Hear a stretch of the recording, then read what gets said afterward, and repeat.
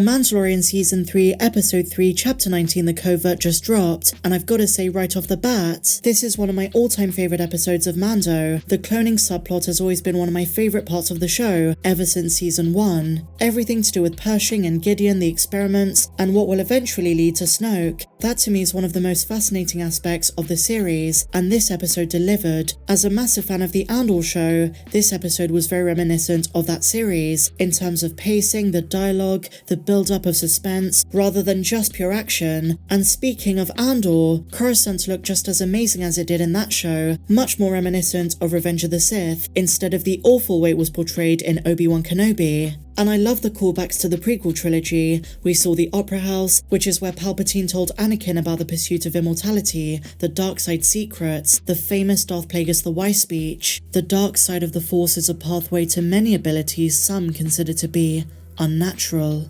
And I thought there was a real poetry to this, because those dark side cloning secrets are what eventually bring Palpatine back by the time of the Rise of Skywalker, nearly 30 years down the line, and Pershing, in a big way, was responsible for all of that to be set into motion, so there's an ironic poetry to this location. Now visually, Coruscant was exactly how it needs to be. It was so much more cinematic than what we've seen in other shows, and of course seeing notable locations like the Monument Plaza, which first appeared in the special edition of Return of the Jedi. That was during the end celebration scene. It's also referenced in the Aftermath trilogy, which in case you don't know heavily inspired a lot of the events of The Mandalorian. It also appears in 2 episodes of The Clone Wars and 1 episode of Forces of Destiny. We also saw Umate, Peak Umate, the highest mountain range on Coruscant, another callback to The Clone Wars, but it also features in the High Republic. So let's break the episode down right from the beginning. Chapter 19 starts exactly where we left off last week, in the mines of Mandalore. Bo just saw the mythosaur, Din was passed out, but she rescued him. Now what really surprised me is that she doesn't tell him about what she saw. She pokes around a bit and asks him, "Did you see anything alive down there?" He says no, and this then becomes a secret that Bo holds. I'm not gonna lie to you guys, I really didn't expect this.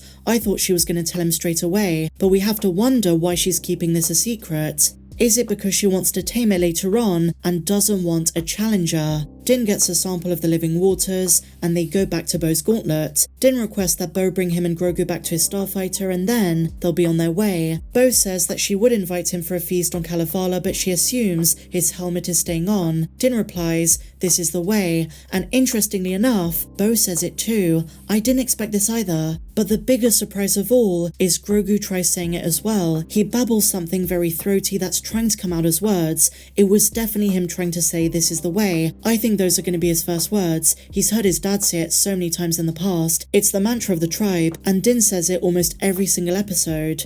Bo-Katan repeating "this is the way" puts her on a very obscure, unexpected path that I would not have seen coming. In many ways, she is the titular convert of the episode. The convert applies to both Dr Pershing, but also Bo. By the end of the episode, she is integrated into the tribe because she bathed in the living waters and bore witness to Din's atonement. But when the armor adopts her in, we never hear Bo reply. She stays silent. The armor says she can stay as long as she wants, but until she goes, she is a member of their covert. Bo doesn't say a word. I think that's deliberate, but I'm desperate to know what's going to happen next. You would assume she wouldn't be into it and remove her helmet straight away, but she doesn't even refuse. If you add to this the fact she said "this is the way," is she going to embrace the tribe? Maybe she realizes there is a strength and safety to traveling with Din, particularly now she has no home. The imps bombed her palace on Kalevala. Now let's talk about that. When they were pursued by TIE interceptors, which haven't appeared in live action since Return of the Jedi, we learn that Bo-Katan has had a few run-ins with Imperial warlords. She scugged them off and hijacked their ships, so of course they're pissed. But could she be referring to Moff Gideon, who stole the Darksaber from her before Mandalorian Season 1? And if not,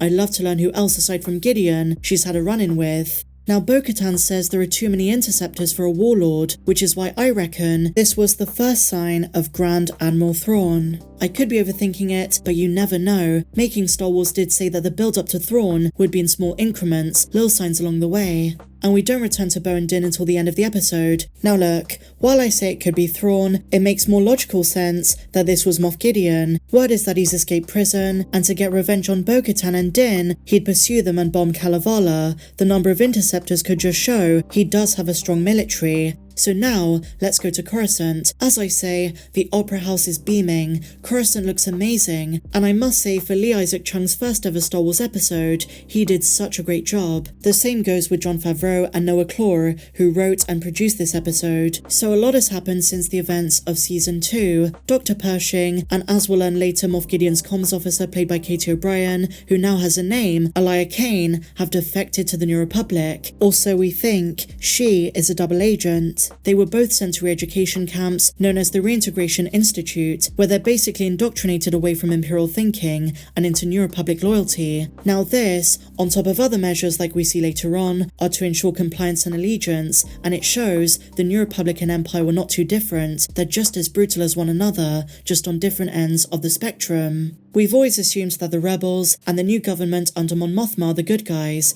but they're no better than the Empire in so many ways. They similarly enforce ideological conformity and obedience. So Pershing is giving a speech about his new role, a second chance at life. We learn he's part of the amnesty program, still working on cloning, but in very different ways. During his speech, he talks about how what he did for the Empire was cruel and inhumane. He name drops the Kaminoans, the pioneers of genetic engineering, and now he's been hired to use his cloning abilities for good, and not for evil. When Pershing worked for the Empire, he was using the available technology for experimentation that would hope to bring Palpatine back, but now he's been hired for different projects, organ cloning and other medical procedures, something he says he wishes was available when he lost his mum to heart failure. Now while he says all of this, Elia Kane, who still works for Gideon, is watching. She may come across as a goody two-shoes who defected from the Empire, but as we learn later on, her motives are sinister. Now what I love most about this episode is we learn that Pershing isn't necessarily evil. He's morally grey, more obsessed with his work than politics. He got into cloning to help others, but that became twisted, and in some ways, he did too. He even says the ethics of cloning are complicated,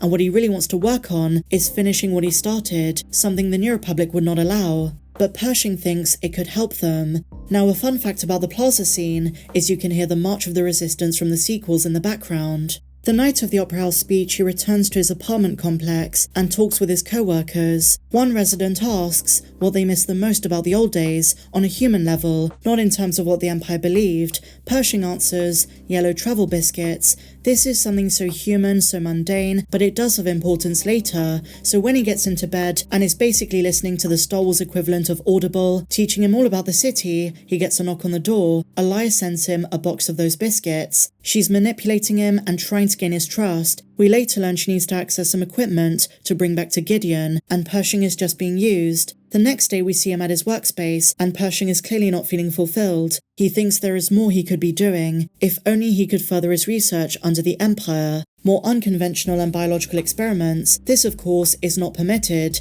as we learn from the parole droid, but he takes her words about doing the right thing for the New Republic to heart, but twists them, using them as a green light to do these experiments. So with Elia Kane planting the idea in his head that he needs to go to the Imperial shipyard and find a lab, he does so. She pushes him to break the rules, only to set him up. We could see that betrayal coming a mile away. She convinces him the laboratory has everything he needs to pursue his research privately. Of course, she wanted this equipment for herself, to give to Gideon. Her motives are very interesting. I think Pershing's being hoodwinked, and at this stage, Gideon has already escaped. I bet she still works for him, despite framing Pershing and acting as though she's defected. All she needed was that equipment, and Gideon at this stage might have Proto-First Order and Sith Eternal Scientists working for him, which all further his work. He doesn't need Pershing, but just the equipment Pershing identified as necessary. We'll find out over the next couple of weeks. When they get to the shipyard, we learn both characters' full names, Pen Pershing and Elia Kane, and of course, the New Republic comes to arrest Pershing while she walks away with the cloning equipment.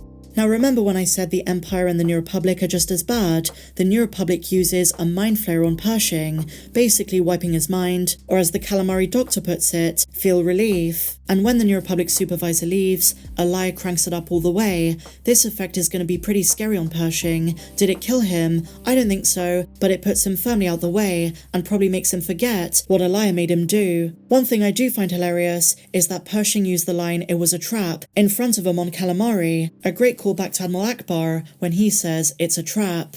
Another fun line from the episode on the train was when Pershing said, "Taungsday, am I right?" In the Galactic Standard Calendar, this was the third day of the week, named after the Taungs, a species once native to Coruscant. In Legends, Taungs were also one of the original Mandalorian species. Our episode ends when Bo, Din and Grogu visit the tribe on the same planet we saw in Chapter 17. Paz Vizsla is not happy to see either of them, but they prove that Din really did atone, and as I mentioned earlier, Bo is now in the tribe, at least for the time being. This episode was incredibly powerful and has set up a very intense story coming up. Will Bo tell Din in the armor about the mythosaur? Is she going to remain in the covert? Will Gideon reveal himself? What about Thrawn? So much to look forward to. The stakes were really raised. I give this episode a 10 out of 10, one of the best of the series so far. But what did you guys think? Share your thoughts in the comments down below. If you enjoyed this breakdown, please be sure to give me a big fat thumbs up, subscribe if you're new, and I'll see you in the next one. May the Force be with you always.